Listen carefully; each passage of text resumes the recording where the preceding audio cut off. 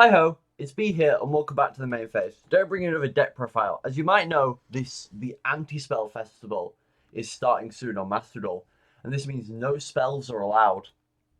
Now you might be curious about what decks you can build for this, especially on a budget if you're not interested in the sort of like, well, both mostly trap heavy decks of the loner decks. I will make a video about which is the best of the loner decks if you guys are interested, if you want to let me know down in the comments below. Today I've bring you a mostly budget deck. It has free SR crafts and some SRs that you get free.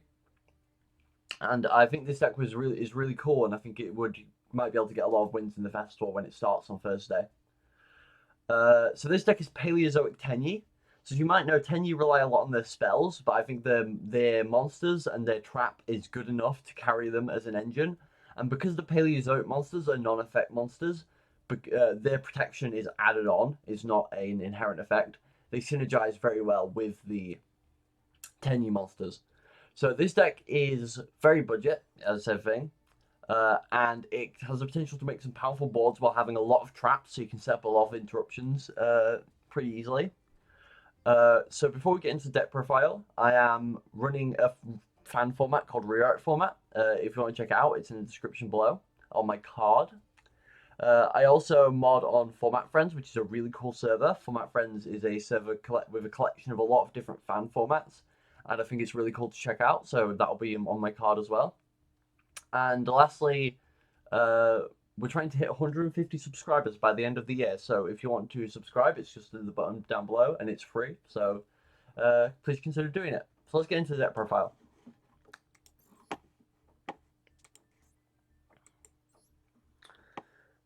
So as you can see, we've got 40 cards, obviously. So we're running mostly traps and a few monsters. So let's just get into the card by card. So we've got all of the Tenyis at an amount of copies. So we've got 3 Adhara. Adhara is one of the more value-orientated Tenyis.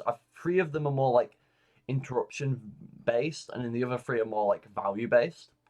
So Adhara, basically, you can banish it from your hand or graveyard if you control a non-effect monster, which all of the Tenyis have an effect where you banish them from your hand or graveyard while you control a non-effect monster. And what this one does is it adds a banished worm monster except itself to your hand. They also all have the effect where if you control no effect monsters, you can special summon them from your hand, and that's important because the Paleozoics aren't effect monsters.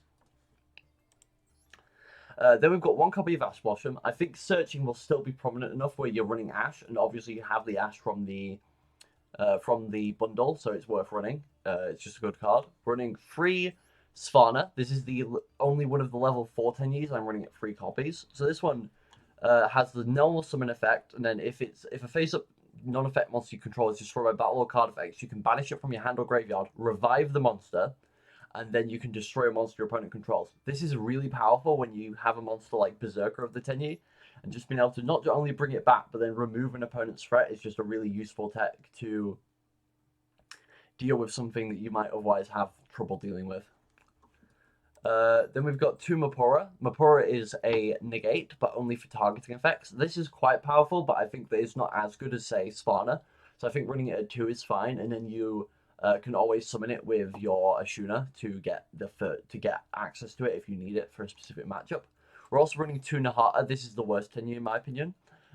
It basically is a battle effect where it will make the opponent's monster lose 1500 attack. This does actually come up with the Paleozoic monsters, unlike Sthana, because Sthana is the Paleozoic monsters get banished when they leave the field, but it's just not as powerful because, like, well, banishing something isn't like, I mean, giving something a loss in attack isn't as powerful, isn't as swingy as reviving something and drawing a card. Then we've got both 3 Vishuda and 3 Ashuna. Vishuda lets you bounce a card your opponent controls. This is very powerful for dealing with floodgates, as well as for removing powerful threats from your opponent's board, such as one summon from the extra deck. Overall, it's one of the best Tenyis, and you can summon it off something like Monk. You can summon it, make Monk, and then you can immediately bounce a card, which is just a very powerful play. Doesn't rely on your opponent like Sthana. And then we've got 3 Ashuna, which is probably the best Tenyi. Its banish effect lets you summon a Tenyi from deck, which lets you get into any of your Tenyis, but you're locked into worms for the rest of the turn. This does mean you can't summon your Paleos, but it's fine because you usually summon them on your opponent's turn after, or the turn after you your opponent's turn after you activate them. So that's the monsters. Let's get into the traps. So we've got 3 Paleozoic Olenoides.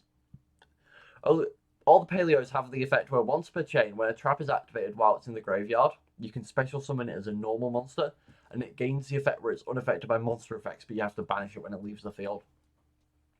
This effect is really powerful because it means that you can swarm the board quite quickly to go into link monsters and Xyz, which can just mean that you can just overwhelm your opponent.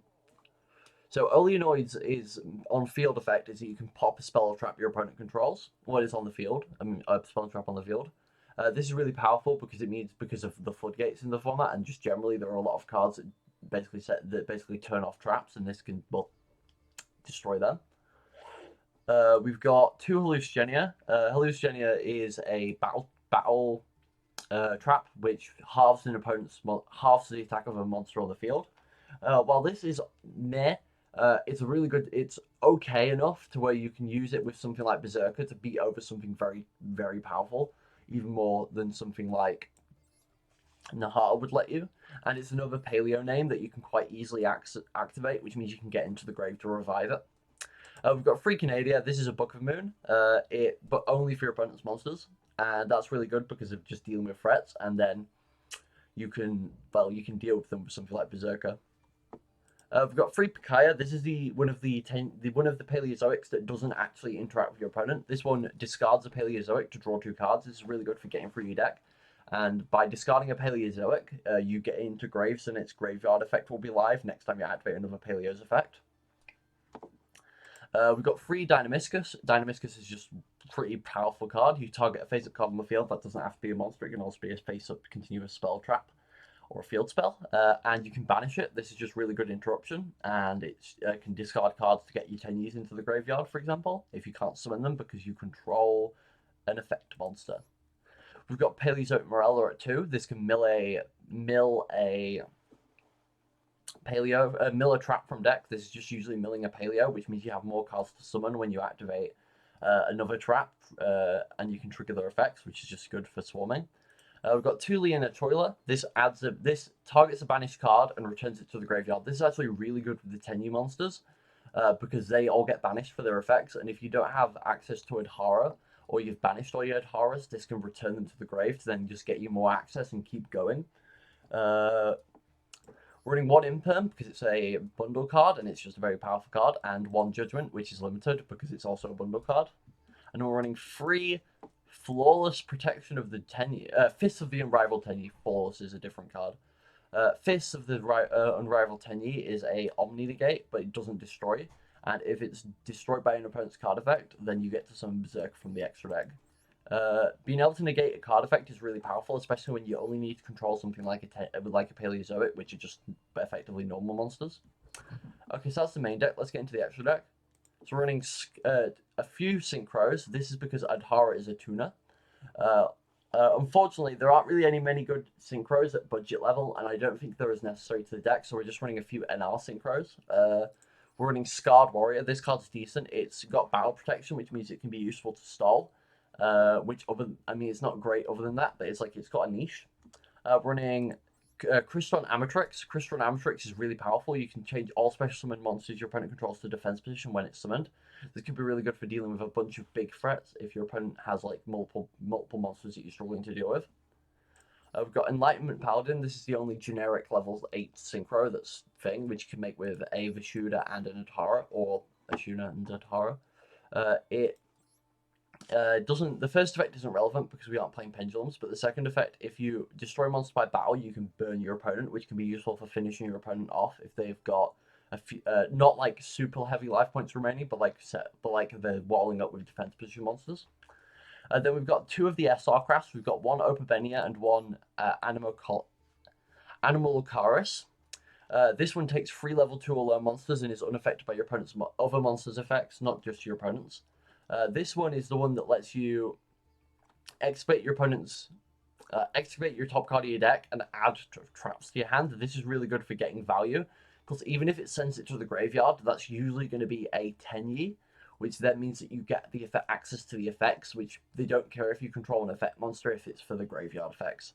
Plus, you can destroy a card on the field if it has a Trapper's material, which it always will because you're using Paleos to make this, which is just really good interruption, especially against decks that rely on sitting on cards on the field for at least a turn.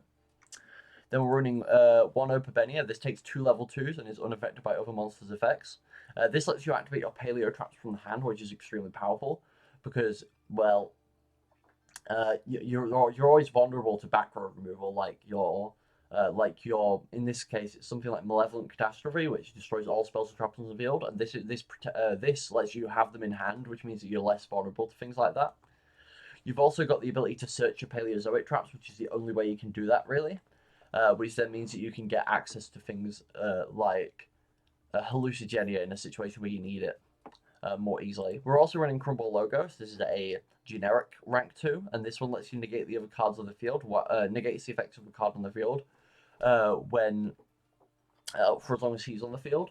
This is really good against Floodgates specifically because Floodgates often have sticky effects, and something like Macro can be really devastating for this deck, so you can use this to just turn it off.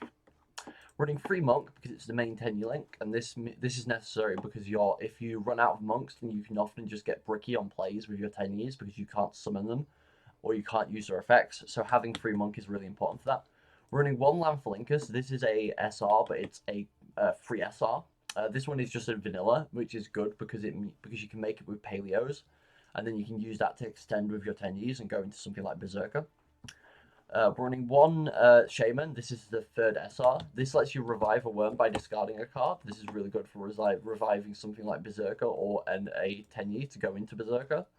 And it also has the effect where if an effect is declared with your non-effect monster, you can destroy a card your opponent controls. This is just good removal, and having the combination of these effects on one card, I think, makes it worth it for the SR dust that you have to use to make it. Running Geonator Transverser. Which this card is just a good way to remove sticky monsters because instead of like destroying them, it just switches the control of the monsters, which means that you can dodge from protection and potentially even steal your opponent's monsters that you otherwise would have. Otherwise, they'd be able to run over with you with. We're running 2 Berserker of the Tenyi because it's the main boss monster of the deck. This card's really easy to make. You just need a link and then 2 other monsters, or a link 2 and 1 other monster. And it's just vanilla, but it does turn on a bunch of all your Tenyis and your fists, which means that it's just very powerful. And then we're running Rasterliger as a link 4. This card's good if you already have gone through both your Berserkers because it can quite easily pop a card or 2 cards if you have a monk pointing to it, and then you have 2 Paleos. And importantly, it can target your Berserker in Grave and then go up to 5,000 attack, which means it can beat over a bunch of things that otherwise you might have struggled beating over. Potentially if it's got targeting protection, which means you can't use Hallucigenia, or it's just too big to beat over Nahata. And lastly, there are a couple of links that I'd suggest adding if you are willing to craft them. They're both URs. I'd suggest Totally Awesome because all your Paleos are Aquas, and Totally Awesome is just a very powerful link too that negates effects, and you can recycle it. It goes back into the extra deck after using it, so it's just a very good card. And I'd also suggest Zeus. Zeus is a rank 12, and it basically nukes the field, and you can summon it on top of another Xyz like Crumble Logos or perhaps the Psychic Kappa. And this card's really good because your Paleos are unaffected by it, so they just sit around, including the Xyz. And lastly, there is the Paleozoic Link Monster, which is a way to get more Paleos out of deck. It's similar to Opabinia, but I think that because it's a UR, it's less worth it to craft for the festival. It's a card to consider, indeed. So thanks guys for watching. I've tried talking a little bit slower in this video just to see what the reaction will be and see if it's better for the viewing experience. If you'd like more content like this, just let me know in the comments below, and the next video will be out on Thursday, where I'm going to be showing off my first game in the festival. So without further ado, be sure to subscribe. We're trying to hit 150 subscribers, like by the end of the year, as I previously mentioned. And bye.